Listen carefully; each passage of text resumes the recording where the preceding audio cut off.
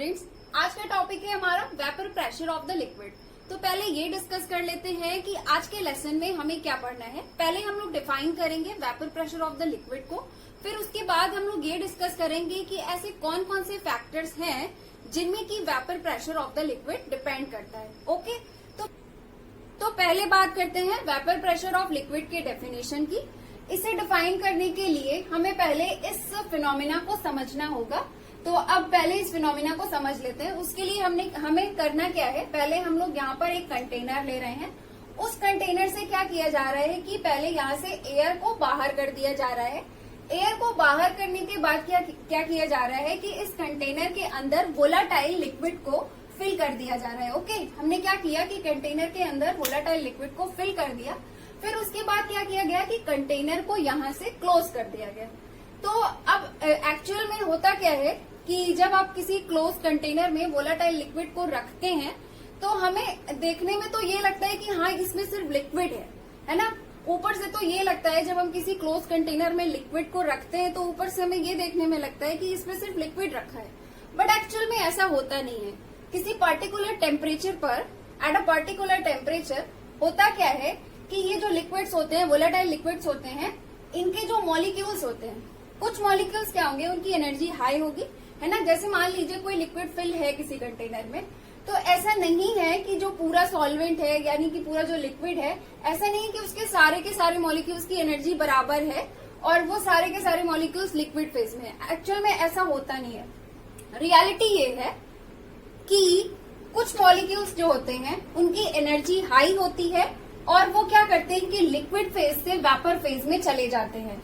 और एक्चुअल में इस कंटेनर के अंदर होता क्या है कि जो भी वोलाटाइल लिक्विड उसके अंदर फिल है, वोलाटाइल लिक्विड के कुछ मॉलिक्यूल्स क्या होते हैं कि लिक्विड फेज से वेपर फेज में पहले जाते हैं, फिर मॉलिक्यूल्स का वेपर फेज से लिक्विड फेज में आते हैं, है ना। उसके अंदर क्या होता है कि इवेपोरेशन और कंडेंसेशन का प्रोसेस जो है कंटेनर के अंदर चलता रहता है। वोलाटाइल लिक्विड का नाम से ही क्लियर है, वोलाटाइल मतलब कि ऐसा लिक्विड जिसमें कि क्या हो, जिसमें कि वाष्प बने, है ना, जिसके कि लिक्विड के जो मॉलिक्यूल्स हो लिक्विड फेज से किस फेज में चले जाएं, वेपर फेज में जाने में सक्षम हो, जिसमें कि लिक्विड के मॉलिक्यूल्स वेपर फेज में जाते हो, है ना। तो एक्चुअल में कंटेनर के अंदर ये चीजें होती हैं कि मॉलिक्यूल्स जो होते हैं लिक्विड फेज से वेपर फेज में, वेपर फेज से लिक्विड फेज में, उनका ये चेंजिंग जो है वो चलता रहता है। तो होता क्या है कि एक सिचुएशन ऐसी आती है कि जिस रेट से इवेपोरेशन होता है, सेम उसी रेट से क्या होता है, कंडेंसेशन भी होता है। यानी कि एक ऐसा पॉइंट आता है जहां पे rate of condensation and rate of evaporation जो होता है वो इक्वल हो जाता है। तो उस पर्टिकुलर पॉइंट को, या फिर आप ये कह लीजिए कि उस पर्टिकुलर सिचुएशन को इक्विलिब्रियम कहते हैं, इक्विलिब्रियम कंडीशन कहते हैं। ओके, तो पहले तो हम लोग ये समझ गए हैं कि एक क्लोज कंटेनर के अंदर अगर हम वोलाटाइल लिक्विड रखते हैं तो उसके अंदर एक्चुअल में होता क्या है ना। उसके अंदर क्या होता है कि लिक्विड के मॉलिक्यूल्स का इवेपोरेशन एंड कंडेंसेशन अंदर चलता रहता है ना। तो ये बात हमारी समझ में आ गई है। अब उसके आगे की बात समझते हैं। होता क्या है कि जो वेपर के मॉलिक्यूल्स होते हैं, वेपर के मॉलिक्यूल्स करते क्या है कि लिक्विड के सरफेस पर प्रेशर लगाते हैं। ये जो वेपर के मॉलिक्यूल्स होते हैं वो लिक्विड के सरफेस पर प्रेशर लगाते हैं। तो vapour at a particular temperature and in equilibrium condition पर, ये जो आपके वेपर के मॉलिक्यूल्स के द्वारा लिक्विड के सरफेस पर जो प्रेशर लगाया जाता है उसे ही हम लोग vapour pressure of the liquid कहते हैं। ओके, तो ये जो सारी चीजें मैंने यहाँ पर समझाई है उस चीज को मैंने यहाँ पर मेंशन भी कर दिया है। ओके, तो अब आप लोग क्या करेंगे, आप लोग पूरा डायग्राम बना लेंगे और क्या करेंगे, डेफिनेशन को नोट कर लेंगे।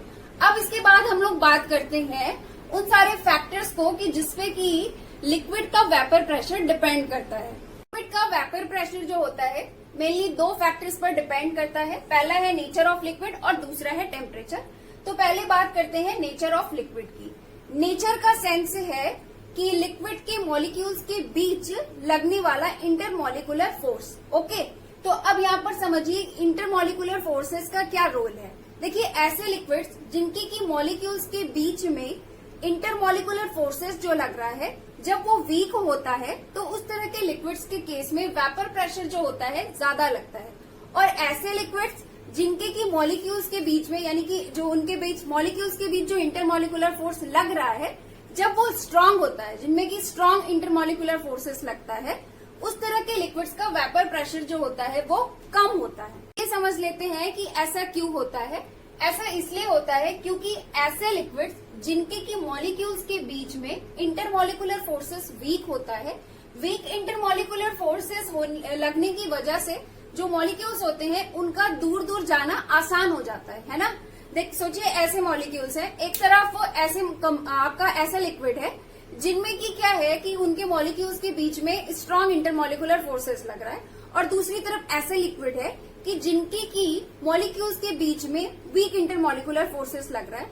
तो आप खुद सोचिए कि जिनके बीच में, जिनके मॉलिक्यूल्स के बीच में फोर्सेस वीक हैं, उनके मॉलिक्यूल्स का क्या होगा, दूर दूर जाना आसान होगा, यानी कि उनके लिए लिक्विड फेज से वेपर फेज में जाना आसान होगा, है ना।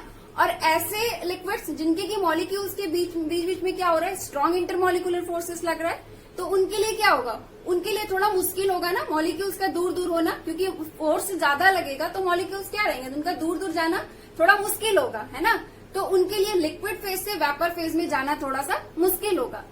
तो यही रीजन है कि ऐसे लिक्विड्स जिनके मॉलिक्यूल्स के बीच में वीक इंटरमॉलिकुलर फोर्सेस होता है, उनका वेपर प्रेशर जो होता है ज्यादा होता है, और ऐसे लिक्विड्स जिनके की मॉलिक्यूल्स के बीच में क्या होता है, स्ट्रॉन्ग इंटरमॉलिकुलर फोर्सेस होता है, उनका वेपर प्रेशर कम होता है।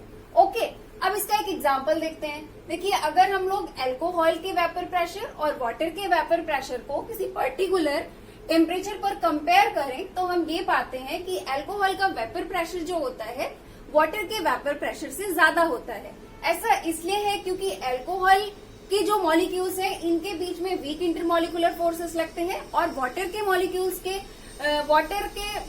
के बीच में स्ट्रॉन्ग इंटरमॉलिकुलर फोर्सेस लगते हैं एज कम्पेयर टू अल्कोहल।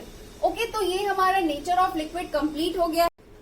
अब हम लोग बात करते हैं सेकेंड फैक्टर की, यानी कि टेम्परेचर की। तो टेम्परेचर की अगर हम लोग बात करें तो vapour pressure of the liquid जो होता है वो डायरेक्टली प्रोपोर्शनल होता है टेम्परेचर का। कहने का मतलब ये है कि जैसे जैसे हम लोग लिक्विड का टेम्परेचर इंक्रीज करेंगे, वैसे वैसे क्या होगा, वेपर प्रेशर भी इंक्रीज हो जाएगा। अब सवाल ये है कि ऐसा होता क्यों है। ऐसा इसलिए होगा कि जब आप टेम्परेचर बढ़ाएंगे तो ये जो लिक्विड के मॉलिक्यूल्स होंगे वो मॉलिक्यूल्स में एनर्जी बढ़ जाएगी, उनके मॉलिक्यूल्स की एनर्जी बढ़ जाएगी, यानी कि उनका मोशंस बढ़ जाएगा।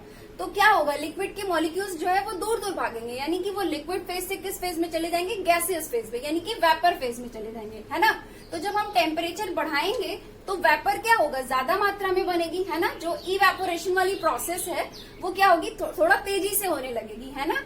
तो ऑब्वियस सी बात है कि जब वेपर ज्यादा मात्रा में बनेंगे तो वेपर के द्वारा जो लिक्विड के सरफेस पर प्रेशर लगाया जाएगा उस प्रेशर का मान भी बढ़ जाएगा, है ना। तो यानी कि हम लोग कह सकते हैं कि the vapour pressure of the liquid is directly proportional to the temperature.